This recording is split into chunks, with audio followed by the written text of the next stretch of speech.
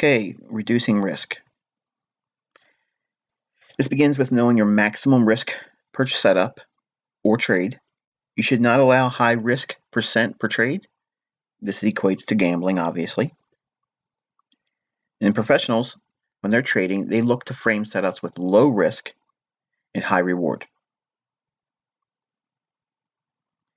Now with swing trades, we're only focusing on framing the monthly and weekly levels ideally. So when we look at monthly and weekly levels, that means the PD arrays for a premium, we're looking to sell those levels. That means we're looking for bearish order blocks, bearish liquidity voids to trade up into to sell short, optimal trade entries, bearish fair value gaps. We're looking for old highs to short, false break above. We're looking for rejection blocks, candles that have real long wicks. We're going to look to try to sell above the bodies of those candles. We're going to be looking to sell at old lows and old highs, either or. That same thing is seen as a premium. Or obviously everything in reverse. We're looking for mitigation blocks, breakers, bullish order blocks, voids below us, old lows and old highs, and rejection blocks with candles that have long wicks. We'll look for sell stops below the bodies of those candles before a rejection block. And by only framing trades along those monthly and weekly levels, now again, I elect to use order blocks in these teachings because to make the videos with every possible scenario, it would be ridiculous in terms of length. But you're looking for, in terms of the PD array matrix, everything above you, you go in the order that matrix shows you. And again, there may not be a void, there may not be a fair value gap, but as you progress through that list from the bottom up for premium PD arrays, and from that list top down for the discount PD arrays, that's the order in which you hunt the current range you're trading in.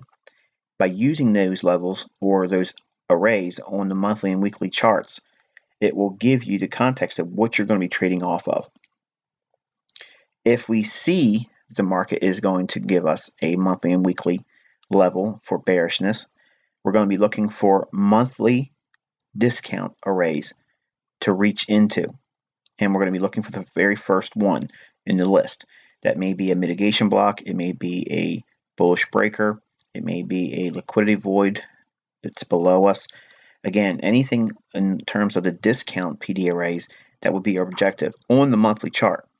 So you're framing the trade on the monthly and you're framing the objective on the monthly. So you're looking for massive amounts of range. So even though these ranges are huge, many times traders, if they are trying to trade big moves like this, they still maximize their leverage and they still maximize their risk. And there's no reason to do that. Don't try to put too much risk on your trade and try to get rich in a handful of trades. It doesn't work. Don't try to double your account every single month. It's not necessary. And especially for some of you that are in this mentorship that are aspiring to be fund managers, you simply don't want to do that.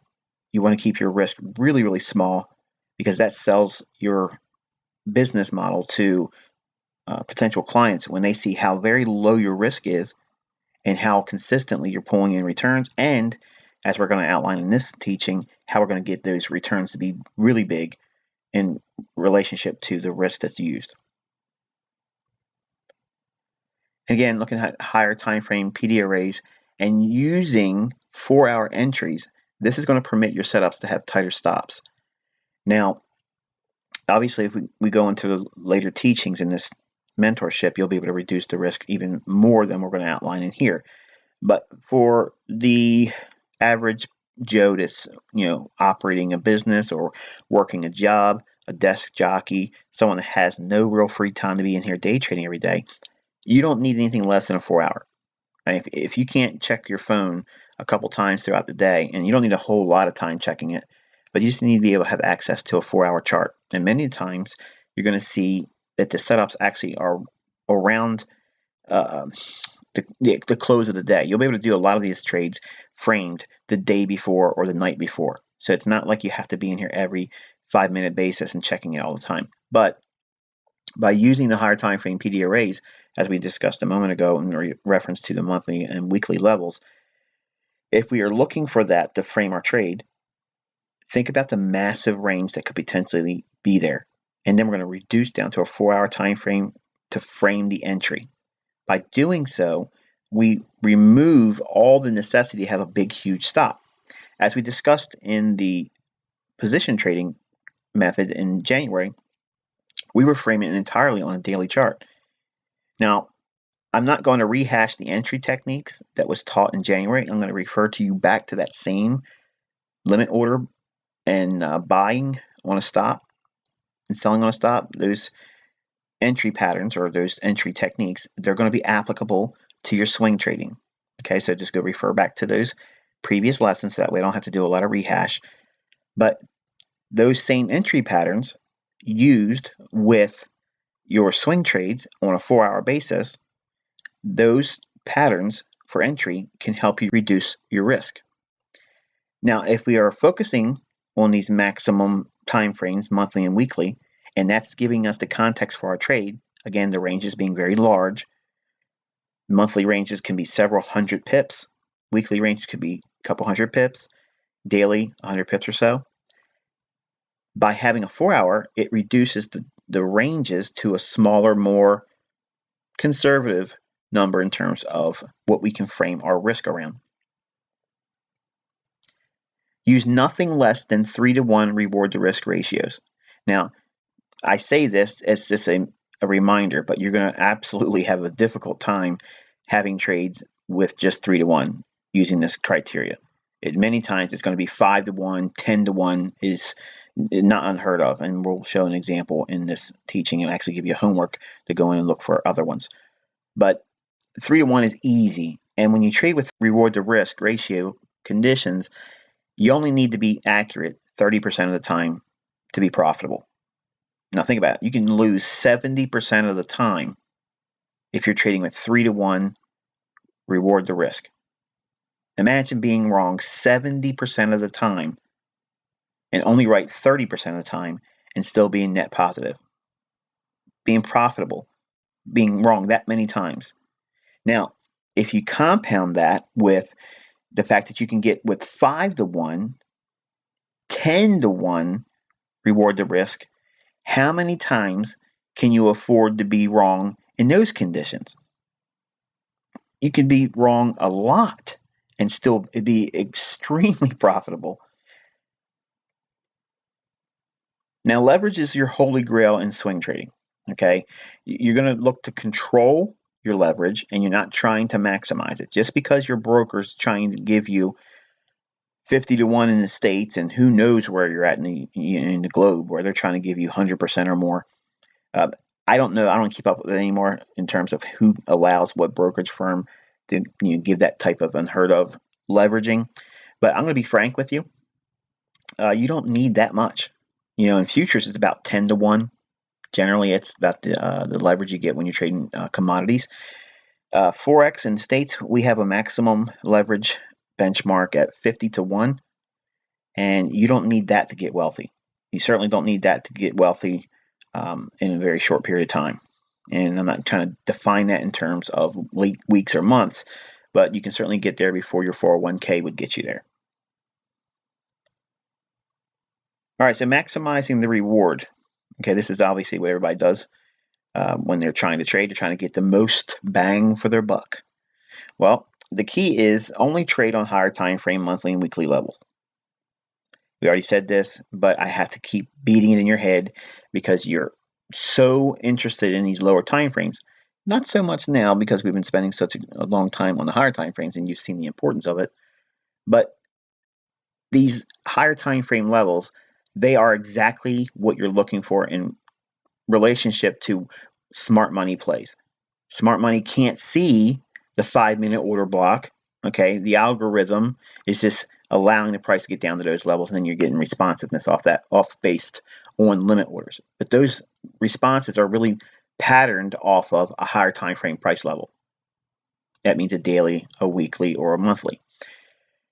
And they layer their orders just above or just below these levels. They don't all have the set entry order at the same price. So when we have these daily levels or 4-hour levels, there's going to be a specific level in mind. For instance, it could be the big figure, it could be a 20 level, it could be a 80 level or 50 level, but just above it would be, for instance, if we're looking at the mid-figure level and we're expecting some bullishness, it could be a bullish order block that forms at the 60 level, which is just 10 pips above the mid-figure. But overall, they're averaging around and at 50 as a whole. But you can see orders start building in with the lower time frames, as we'll talk about when we get into short-term trading and day trading and scalping. But we don't necessarily need any of that to get involved with these types of trades using a 4-hour. So timing a 4-hour entry on higher time frame levels that offers the maximum R multiples. Now, what's an R multiple? That's your reward on the risk that you're associating to that trade. So if you're trying to get a multiple of, say, 5 or get 5R on your trade, you're trying to get $5 for $1 risk. So if we're framing our trades with nothing less than 3 to 1, and again, it's very, very hard to find a 3 to 1 trade on these types of setups. Many times it's, like I said, 5 or higher, sometimes 10, 12, even 15 to 1 in some instances. If you look hard and you wait for the setups to come, believe me, they are there. But having these R multiples, that's what professionals do. We put very little money at risk to get huge price moves, massive price moves in relationship to the overall risk that we put to our account. Now, higher time frame levels that offer ranges of 200 to 500 pips, they can yield up to 10 R wins. That means, imagine you put $1 up, you're going to get $10 back for that win. How many times do you need to do that over the course of a year if you're managing funds to return a return of, I don't know, 20%, 30%, where everybody goes ecstatic? That's the the industry standard. If you can hit that, man, you're killing it. You don't have to do very much to do that. And that's why I'm trying to stress that if you think you have to trade a lot to do very well in this business, you are mistaken, because you can manage other people's money and get a great deal of money doing that and do very little trading. The public, to the uninformed money that place funds in your hands, they're basically uneducated. They assume, for general principle, that you're in here every day like a day trader. Basically like you've been doing before you join this mentorship. Every single day, scouring over intraday charts, working your rear end off to get very little. So if your clients think that you have that work ethic and you're working very, very hard when you're really not working all that hard, that's why these fund managers live the lifestyle they have, because they do very little to get what returns they have. They put very little risk in there because they don't want to scare the clients away with a lot of drawdown. But if they take big, massive moves out of the marketplace with very small risk, it looks amazing on paper and it compounds the bottom line, and it's a very handsome reward over the year. Now, granted, some of you are probably thinking, I don't want 30%, Michael. That's just simply not enough. I need more than that per year. Let me tell you something. When you have $10 million in your management and you show a 30% return, believe me, you don't just keep $10 million. People will start knocking on your door, beating your door down, ringing your phone off the hook. Please take my money. Large, big buyers, large investors will be beating your door down to get a hold of you so you can manage their money. And remember, there's typically 1 to 2 swing trades every 4 to 6 weeks. So about a month and a half or so, about a month and a half. Generally, you're going to get 1, maybe 2 swing trades. The second one is just basically usually beginning around that time. But the frequency is about 1 every 4 to 6 weeks. And that's a pretty safe assumption. And if you look at the time frame on the daily chart, you'll see that that's pretty much the average. So that means you're presented a lot of time to prepare for these trades. You're not over the charts every 5 minutes. You don't have to be there every single day either. You can miss a day if you have to. You have a life, you have a business, you're on, you got to do a business trip or whatever. You can still swing trade. You don't need to do a whole lot to do this. By removing high leverage and coupling higher time frame setups with high R's, this is key. So if you can remove the high leverage, in other words, we're not trading with 50 to 1, we're not trading with 100 to 1, 200 to 1, or 400 to 1, if they even still allow that anymore. By removing that high leverage, you can actually trade with just 3-to-1 leverage.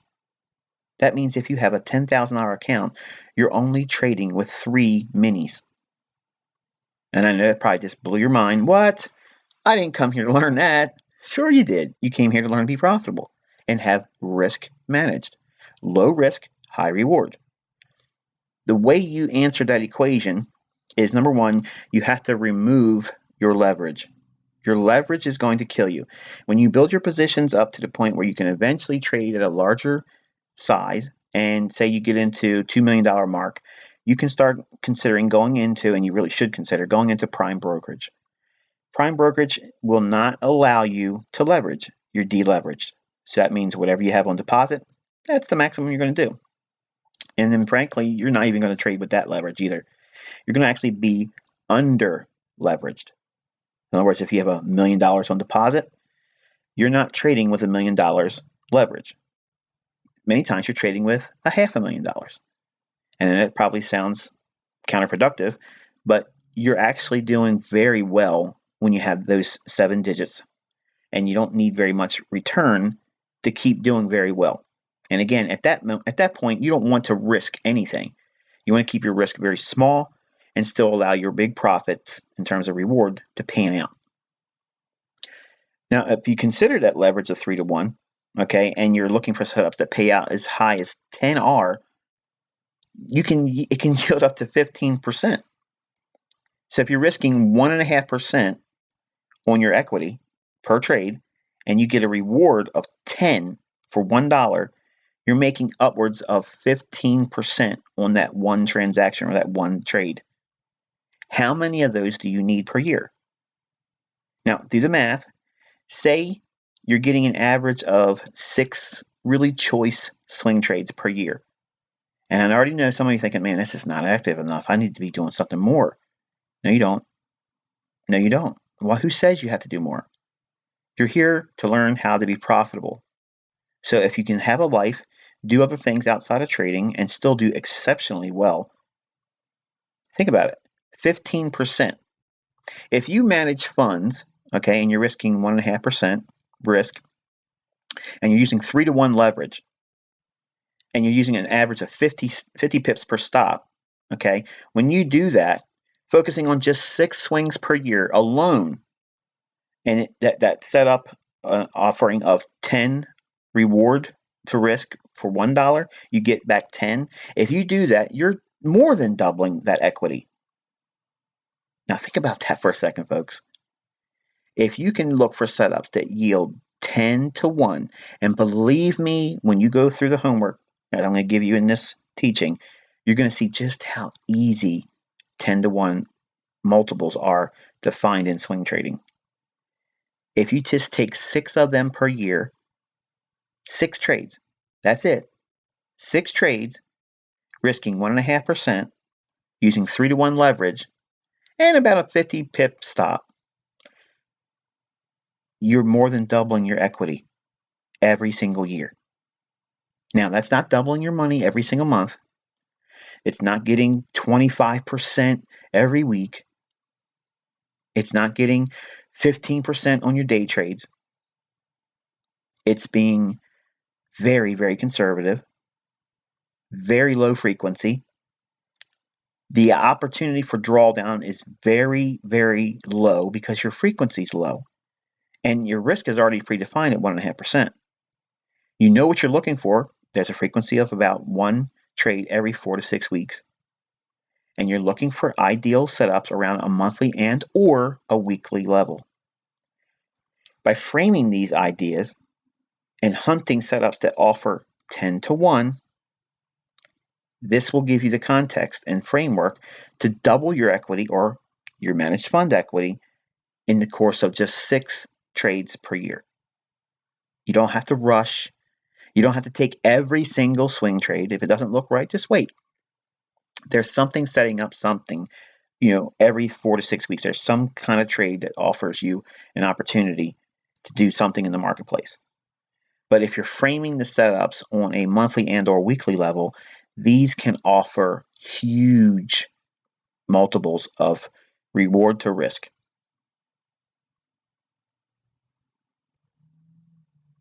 All right, we're going to take a look at an example here and start giving you some ideas how you can flesh this out about maximizing reward and reducing risk. In this example, we're going to be looking at the euro dollar. And I want you to take a look at this high here. The high was formed in 2011 in April. And we're using an old monthly high. So we're high in the range. So we're deep, deep, deep in terms of the premium in relationship to an old high back in 2009 in October. We've defined the bearish order block, which is the last up candle in October. And we've defined the mean threshold of that last up candle as well. We extended that out in time. And we got to April and March of 2011 where we hit those levels. And we're going to now take that idea and reduce it down to a lower time frame, executable time frame of 4 hours. I want you to take a look at this down candle here. Okay, so now we're actually going to start looking at the monthly PD arrays. So we're trading off of a level of premium of a bearish order block and focusing on the mean threshold. And below that level would be this old high. That would be the very first discount PD array. Remember, it's an old high. That could be a potential discount PD array. So we have a down candle here, which is an old high that's left or to the left of the entry technique or pattern that we're looking to trade short at. And that's this level here. So all we're looking for is the range between that down candle's high and entering up at that mean threshold from the order block from October 2009. And we're going to say that that level is 142.80. Drop down into a 4-hour time frame at that same level. Going into May, we can see price trades up into that level. And we have the mean threshold and bearish order block noted here. And we have 148.65 as the mean threshold. And I want you to look very closely. We can see here we have a bearish order block, last up candle right before the down move, and it's highlighted with the arrow above and below it, delineating that. And we split the candle in half at the mean threshold as well, and we delineated the low on that for the bearish order block.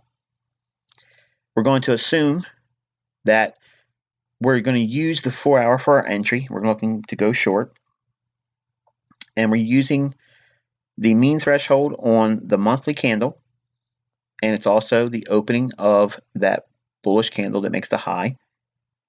And we're going to risk a stop 1 pip above the highest high of that candle. So we have a 70 pip stop loss. The blue shaded area is our potential reward. The horizontal line that's delineating 142.80, that's that old monthly high. This comes to a reward range of 585 pips. So we're risking 70 pips. I know some of you are cringing by now. 70 pips? I can't handle 70 pips. 70 pips risk to make 585 pips. And you can see that that monthly old high, that again is the first discount PD array that we would come to from that high at 149.20 or so. So basically, what we have there is an 8-to-1 reward to risk. So for every $1 we're risking, we're getting a potential of $8 back as a reward. So in essence, what we can see here, just in this trade framework, we have the potential in just one trade to make as high as 12.5% return. Now, that's an amazing amount of money and amount of percentage for one trade. And the amount of risk is minute compared to the reward. It's framed on a monthly level, and the objective to take profit is framed on a monthly level. So by framing the PD arrays and using the PD array matrix properly, we can frame trades that have an enormous amount of reward to risk potential. Okay, I'm going to give you another scenario. This is going to be homework. Okay, now we're going to focus on this high here, or last bullish candle right before the down move. And we're going to be looking at that candle here as a potential short, and this is for homework. And I want you to look at the bullish order block, the last up candle, that opening price that comes in. We're going to round it to a level of 141.55. I want you to go into your charts on the euro dollar and use a 4-hour time frame and use the entry techniques that I taught in the position trading concepts for January's content. Go into that 4-hour time frame as price hit that 141.55 level. Okay, study that on a 4-hour and use the entry techniques that I taught you in January for position trading. Where would you look to take profits at? The first one you're going to be looking for, the mean threshold of that last down candle in 2010. We've already traded there once, but I want you to consider that as your first objective. And then you would consider the down candle in October, that same candle's low. It has equal lows with the green candle to the right of it, seen here. That would be your objective, looking for an opportunity for a low end swing trade. So again, we're looking for the opportunities to be short at that 141.55 level using the entry technique that I taught you for position trading in January. And I want to see the homework shared on the forum. You can do it in one chart. Just post your 4-hour chart and put it in our February questions and answer section on our forum. And I like to see some real interaction this time. So that means I know there's a lot of people doing the homework. Don't copy everybody's answer. Don't read through the forum first to see what everybody else is doing. There's no wrong answer. Just, again, it's for interactive purposes and for study, and also for feedback for me, so I can get a collective view of what you're all doing with the content. I believe that you'll find that there's a setup there as well. And the reward, again, here is, well, if you consider it's 135 as a potential area as a downside objective, I mean, 141.55, if that's the price you get, and it's probably going to be higher than that you would use to get entry for a short, that is over 650 pips for one setup. So if you can frame your trade with a 60 pip stop loss, you can find a 10-to-1 reward to risk scenario on this trade here. Premium PD arrays, and then using the monthly discount PD arrays, as we noted here, with the mean threshold of the last down candle in October 2010, or that'll be November actually, probably. The downside objective is, again, several hundred pips. So suddenly when you start doing these things and you start applying it, don't stop here with this example. For the remainder of the weekend, go through and try to find 5 examples somewhere else in another pair. It doesn't matter where at, doesn't matter what time of year. Go in and look for a scenario just using a monthly and or weekly scenario and frame out a couple trades. Try to find 5 that yield at least 5-to-1 reward to risk scenario. So you have really 2 homeworks. You have the one that I'm giving you here, and then you have a secondary where you have to look for 5 scenarios using only a monthly or weekly PD array for premium or discount, and try to find, actually let's do it like this, try to find 4. 2 buys and 2 sells using this criteria to frame out swing trades, and look for 5-to-1 payouts or potential to pay out. And obviously you have the benefit of hindsight, and that goes without saying. But this is how you study it, this is how you get in there and you get excited about seeing how powerful it is and how infrequent you need to worry about trading. You don't have to worry about trading all the time. You can get a massive amount of return on your equity in doing very little work, putting very little risk exposure to your account. So hopefully you found this insightful. Until next lesson, I wish you good luck and good trading.